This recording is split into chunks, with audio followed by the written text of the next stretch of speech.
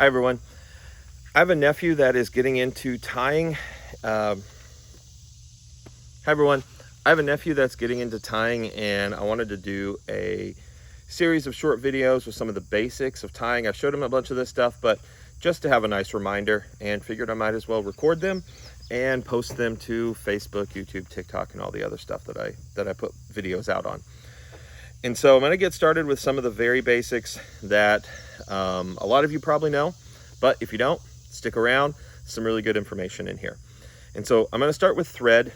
Now, for jigs and most bass jigs and crappie jigs specifically, I really like to use flat waxed nylon thread. Mostly because it's almost like having two threads in one, depending on how I twist it up. Now, I can twist it counterclockwise and it gets really flat, makes really smooth bodies, and I can twist it clockwise and cord it up and get some really high strength out of it.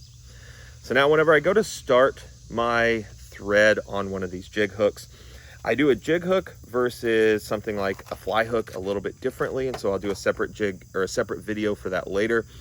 But for this, I like to take it, wrap it around, I hold onto this tag end, and then I'm a couple eye lengths back from that ball head. I wrap it forward, and then I wrap back on top of itself. Now, once you get here, you can see that thread is not going anywhere. You see a lot of guys that will throw super glue here at the beginning, and there's nothing wrong with that, but I don't really see a whole lot of need for that.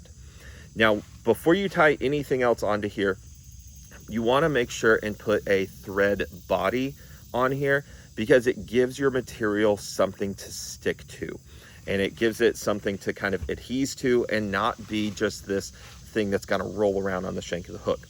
And so I like to go back, and one of the things that a lot of early tiers will do is they will take this all the way back to the bend. Well, what ends up happening when you tie your tail in, that tail is going to be pointing down and your body is going to be way too long. So my point is generally do not go past the point of the hook, especially with these kind of sickle hooks that I have here. You know, they have a little more aggressive bend to them.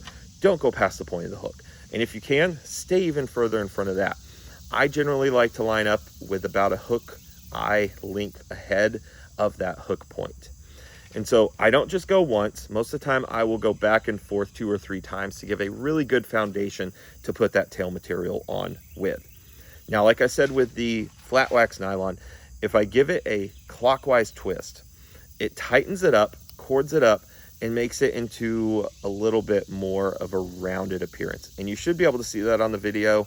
I'm not sure exactly how clear it's going to go on there. You can see that bumpiness to it. Now, that makes it a little bit stronger. It's really good for tying in things like tail material. Now, if I want to have a really smooth body, I twist counterclockwise. And you could come in and you should be able to see a lot of those bumps start to disappear. It's just filling in that. So if I want to have a really smooth body, what I'll end up doing is tying that, doing a counterclockwise twist. It flattens out that and makes it to where you can have a really smooth body.